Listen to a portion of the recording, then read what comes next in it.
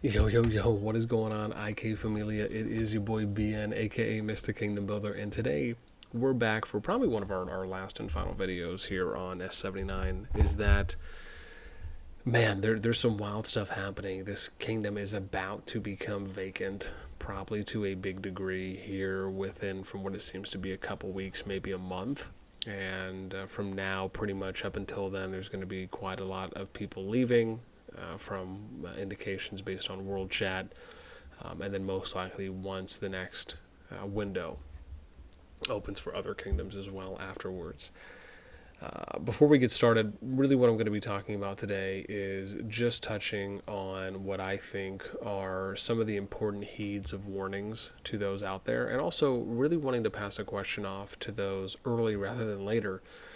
Is that if you've been in a kingdom where you've seen kind of a mutiny happen, a coup happen, players or groups that are vying for power, and a new regime comes in, or maybe the new regime is actually good, and it is able to sustain, hold off, right, level out what's happening, and then prosper and flourish. I think that when you look at having new regimes come in, right, people that have a mutiny, if it's a coup, if it's amicable, right, I think the visual kind of way that the public will view it is, were you able to thrive?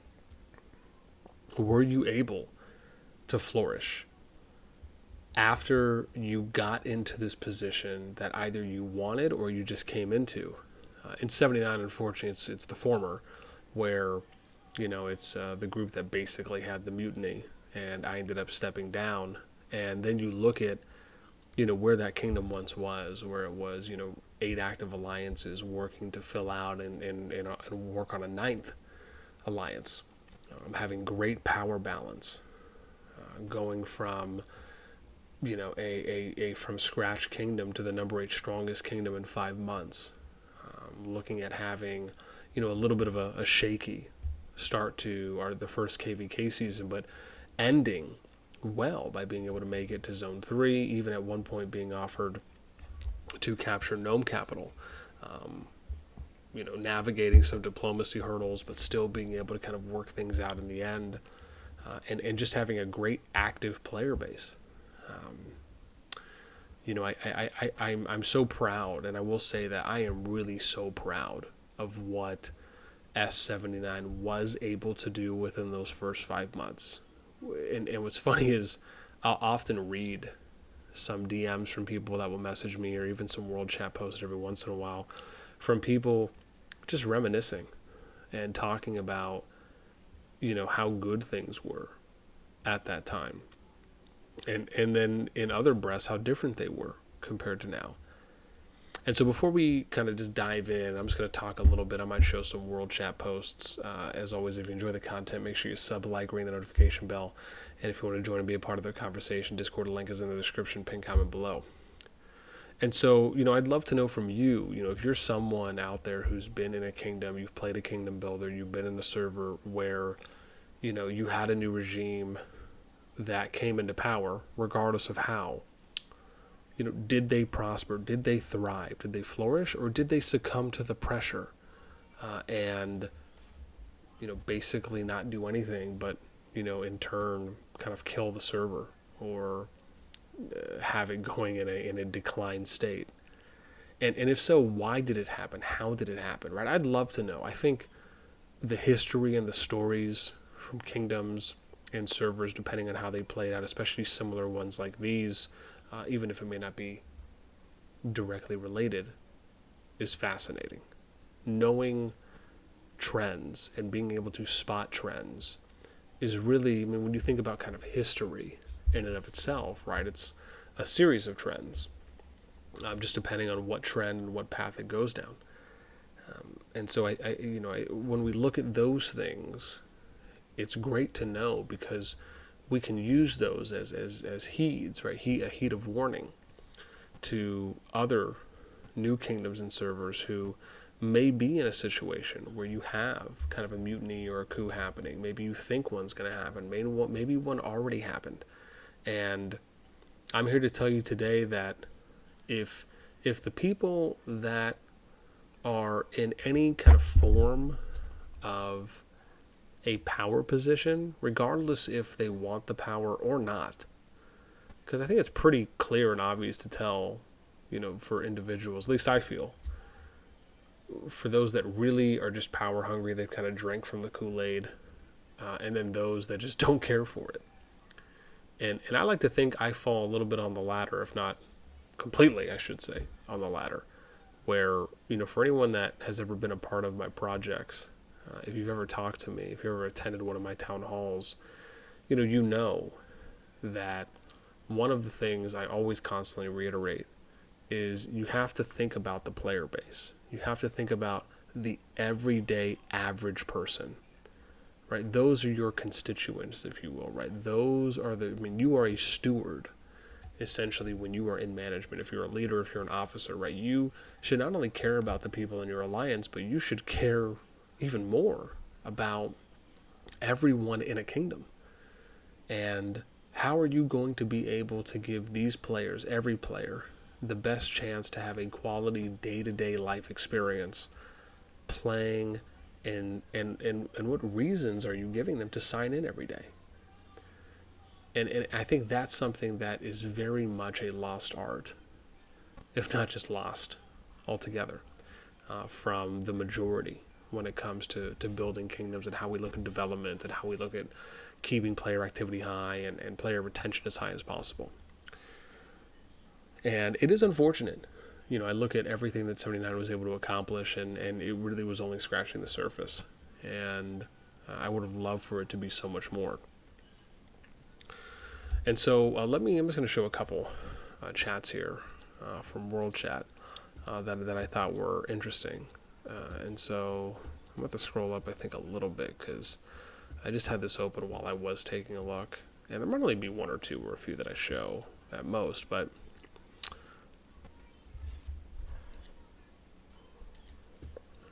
let me see here. There is one here, and I'm going to find it. Here we go. So, Old School Must says, if you ever wanted to find, this was like something that was mentioned, and then this is probably the big one. Must says, bro, we are all migrating. You're best publishing those on the target migration server. So I thought this was interesting. Riz was like, yeah, we're all united in migrating. This is so true. PM wondering if I'm going to migrate others. So, and this is really kind of the bulk of it that sums up, is that there's a lot more people from 79 that are going to be migrating out within this next month. And I would imagine over a period of time, you'll probably see some more tricklings. I'm not sure exactly what server or kingdom they're going to. I know there's pretty much 2.5 active alliances that are left. And it seems as though there's multiple people from arguably up to all three of the alliances. And I just wanted to point out, because I think this is also important, is that there's been 2 new regimes that have been here. Right? It was the first one that took over after I stepped down, and then there were some new additions that were added on partway through, and then, which is kind of where you're at now, with just the 2 alliances. And I just want to point out that for anyone who actually pays attention to things, and you look at, where I had the kingdom at up to those first 5 months to where it is now, and we'll have to see here, because I'm not sure how old the kingdom is, because we're talking 150 days. So yeah, you look at where it is in double that time, and even though things have been this way kind of at this current state, right, if you will, for a while, it just is unfortunate to when you look here and you're like, man, this kingdom went from 8.5 active alliances working on a 9th to 2 active alliances. And that to me is probably the most unfortunate part, is that the kingdom has just lost so much activity. And what it really just comes down to, and I think this is the pill that's very hard to swallow, is that when you look at a new regime that's coming over, do you look at this kingdom now and say, yeah, they're thriving? Yeah, the new regime was able to do what Boss was able to do when the kingdom started? And the answer objectively, if you just look at the numbers, you look at the data, is no. And and again, it is for a few reasons, but when you just look at it from that, I think it's pretty easy to come to a logical conclusion. And I think that shows you, and is whether you want to call it a testament or a nod, but it is something that goes towards the mismanagement, the lack of experience, the lack of knowledge and just knowing what to do, which I imagine is somewhat tied into experience, and really just failing the kingdom. And that comes down to council, the members that were in council, officers as well by extension, but obviously more weight put there on the R5s or any of the rotatings there that are in council, because that's your decision-making body. You're there to make the best the best decisions, or decisions that are in the best interests of the players, not the best interest for yourselves, not the best interest for your alliances, not the best interest for the minority of hyper super active players. You're there to make decisions that are going to be in the best interest of every single player, or up to, I should say, every single player in the kingdom. And I think that's one of the biggest things where the two new regimes, more specifically the first regime that took over, really just fell through on. For those that watched any of those videos, in the TLDR is that there was a group of leads that eventually grew to a decent amount of officers, and it was like 40 plus, I think, was the number. Ended up making a kind of side Discord server where they invited a bunch of people, and for the most part, it could really just be summed up to, they wanted the power, they wanted things to change that they thought were in the best interests, and look at where the kingdom is now. Look at what the kingdom was able to do and where it is currently. And I think the answer is pretty self-evident in that. And what's interesting to me is that, it's funny because, I'll still get message from some people there in 79 or people that were in 79. And I'll get message and people will just say, dude, I'm so sorry for what happened. Or, it sucks what happened to you, right? What they did to you. And then others will be like, yeah, it was good. The same thing was going to happen no matter what, if you were there or not. And, I understand. I mean, some people are just, kind of stuck in their thoughts. It's easier to lump everyone into the same pot than it is to, have self-awareness and self-reflection that, what maybe this person or these people really just know what they're doing. And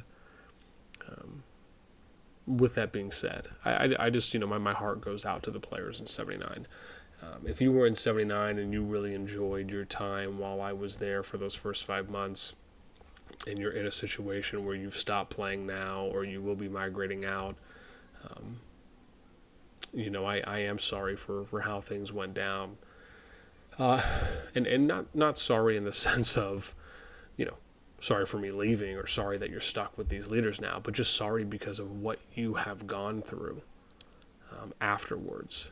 Sorry for the, lack of attentiveness, right? The lack of caring, the lack of having good management there that would have been able or should have been able to give you a great day-to-day life experience where you're excited to turn to log into the game and to show up and to socialize. For me, that's the biggest thing, because a lot of really what Kingdom should be doing is building a community, building a healthy and sustainable ecosystem within that kingdom, right, where you look to the players to be that driving force, because we are nothing without the players. And more often than not, the players sometimes are, like chickens with their heads cut off, right, without any kind of structure. I think that's evident when you look at kingdoms that are, just kind of have like individual alliances all for themselves.